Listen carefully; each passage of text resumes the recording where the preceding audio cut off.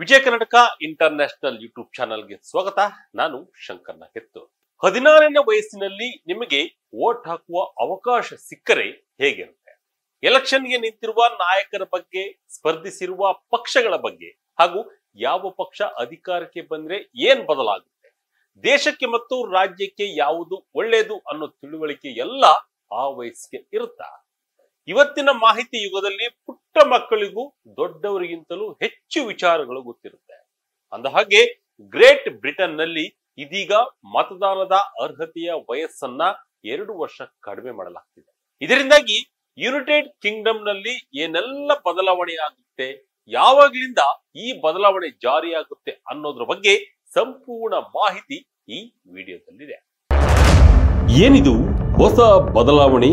ಇನ್ಮುಂದೆ 18 ಅಲ್ಲ 16. United Kingdom ಸರ್ಕಾರವು ದೇಶದ ರಾಜಕೀಯ ಇತಿಹಾಸದಲ್ಲಿ ಒಂದು ದೊಡ್ಡ ಹೆಜ್ಜೆಯನ್ನಿಟ್ಟಿದೆ. ಮತದಾನದ ವಯಸ್ಸನ್ನ 18ರಿಂದ 16ಕ್ಕೆ ಇಳಿಸಲು ನಿರ್ಧಾರ ಮಾಡಿದೆ.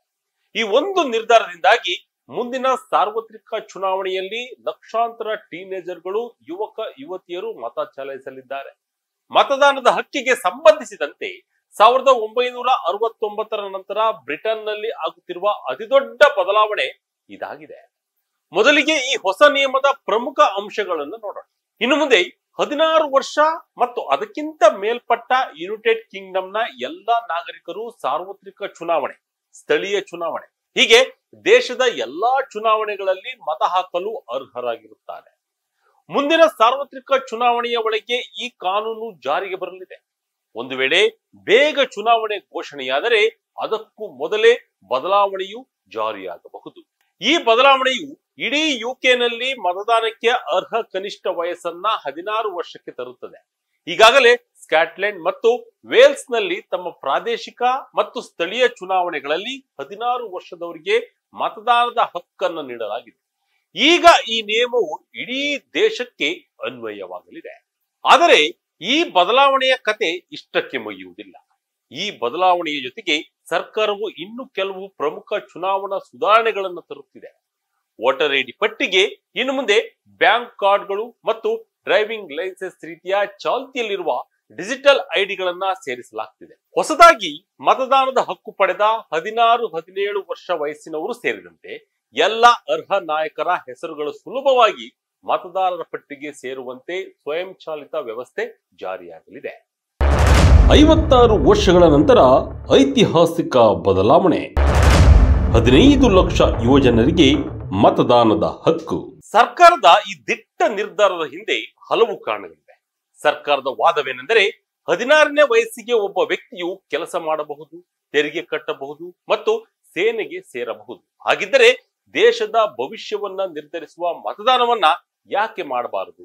2024ರ ಚುನಾವಣೆಯಲ್ಲಿ ಮತದಾನದ ಪ್ರಮಾಣವು ಕೇವಲ 59.7%. ಇದು 2001ರ ನಂತರದ ಅತಿ ಕಡಿಮೆ ಪ್ರಮಾಣವಾಗಿದೆ. ಯುವಜನರನ್ನ ರಾಜಕೀಯದಲ್ಲಿ ಸಕ್ರಿಯಗೊಳಿಸುವ ಮೂಲಕ ಮತದಾನದ ಪ್ರಮಾಣವನ್ನು ಹೆಚ್ಚಿಸುವ ಗುರಿಯನ್ನ ಸರ್ಕಾರವು ಹಾಕಿಕೊಂಡಿದೆ. 16 ಮತ್ತು 17 ವರ್ಷದ ಸುಮಾರು 15 ಲಕ್ಷ ಯುವಕ ಯುವತಿಯರು ಮುಂದಿನ ಚುನಾವಣೆಯಲ್ಲಿ ಮತ ಚಲಾಯಿಸುವ ಹಕ್ಕು ಪಡೆಯಲಿದ್ದಾರೆ. ಇದು ಚುನಾವಣೆಯ ಫಲಿತಾಂಶದ ಮೇಲೆ ದೊಡ್ಡ ಪ್ರಭಾವ ಬೀರಬಹುದು. 2024ರ ಚುನಾವಣೆಯಲ್ಲಿ ಭರ್ಜರಿ ಗೆಲುವು ಸಾಧಿಸಿದ ಲೇಬರ್ ಪಕ್ಷವು ತನ್ನ ಪ್ರಣಾಳಿಕೆಯಲ್ಲಿ ಮತದಾನದ ವಯಸ್ಸನ್ನ 16ಕ್ಕೆ ಇಳಿಸುವ ಭರವಸೆಯನ್ನು ನೀಡಿತ್ತು. ಈಗ ಆ ಮಾತನ್ನ ಉಳಿಸಿಕೊಳ್ಳುತ್ತಿದೆ.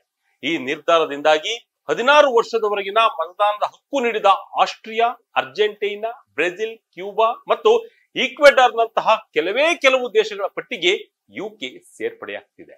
ಬ್ರಿಟನ್ ನಲ್ಲಿ 1969ರಲ್ಲಿ ಕೊನೆಯ ಬಾರಿಗೆ ಮತದಾನದ ವಯಸ್ಸನ್ನ 21ರಿಂದ 18ಕ್ಕೆ ಇಳಿಸಲಾಗಿತ್ತು. ಈಗ 56 ವರ್ಷಗಳ ನಂತರ ಮತ್ತೊಂದು ಐತಿಹಾಸಿಕ ಬದಲಾವಣೆ ಆಗ್ತಿದೆ. ಪ್ರಜಾಪ್ರಭುತ್ವ ವ್ಯವಸ್ಥೆಯಲ್ಲಿ ಶಿಕ್ಷಣ, ಉದ್ಯೋಗ ಮತ್ತು ವಸತಿಯಂತಹ ವಿಷಯಗಳ ಬಗ್ಗೆ ಯುವಜನರಿಗೆ ಮತದಾನದ ಹಕ್ಕು ಧ್ವನಿ ನೀಡುತ್ತದೆ. ಆದರೆ ಕೆಲವರ ಪ್ರಕಾರ ಇದೊಂದು ರಾಜಕೀಯ ಪ್ರೇರಿತ ನಿರ್ಧಾರವಾಗಿದೆ. ಯಾಕೆಂದ್ರೆ ಯುವ ಮತದಾರರು ಸಾಮಾನ್ಯವಾಗಿ ಎಡಪಂಥೀಯ ಅಥವಾ ಪ್ರಗತಿಪರ ಪಕ್ಷಗಳಿಗೆ ಹೆಚ್ಚು ಮತ ಹಾಕ್ತಾರೆ ಎಂಬ ನಂಬಿಕೆ ಇದೆ. ಒಟ್ಟಿನಲ್ಲಿ ಬ್ರಿಟನ್ ತನ್ನ ಪ್ರಜಾಪ್ರಭುತ್ವದಲ್ಲಿ ಒಂದು ಹೊಸ ಅಧ್ಯಾಯವನ್ನ ಆರಂಭಿಸುತ್ತಿದೆ. 16ನೇ ವಯಸ್ಸಿಗೆ ಮತದಾನ ಹಕ್ಕು ನೀಡುವುದು ಯುವಜನರನ್ನ ದೇಶದ ಪ್ರಮುಖ ವಿಚಾರಗಳ ಬಗ್ಗೆ ಯೋಚಿಸುವಂತೆ ಮಾಡುತ್ತದೆಯೇ ಅಥವಾ ಇದು ಕೇವಲ ರಾಜಕೀಯ ತಂತ್ರವಾಗಿ ಮಾತ್ರ ಉಳಿದು ಹೋಗುತ್ತದೆಯೇ ಅನ್ನೋದನ್ನ ಕಾದು ನೋಡಬೇಕಿದೆ. ಇದಾಗಿತ್ತು ಈ ಕ್ಷಣದ ಇಂಟ್ರೆಸ್ಟಿಂಗ್ ಸ್ಟೋರಿ. ಇದೇ ರೀತಿಯ ಸ್ಟೋರಿಗಾಗಿ Vijaya Karnataka international YouTube channel, Facebook channel follow ಮಾಡ್ತಾ ಇರಿ. ಧನ್ಯವಾದಗಳು.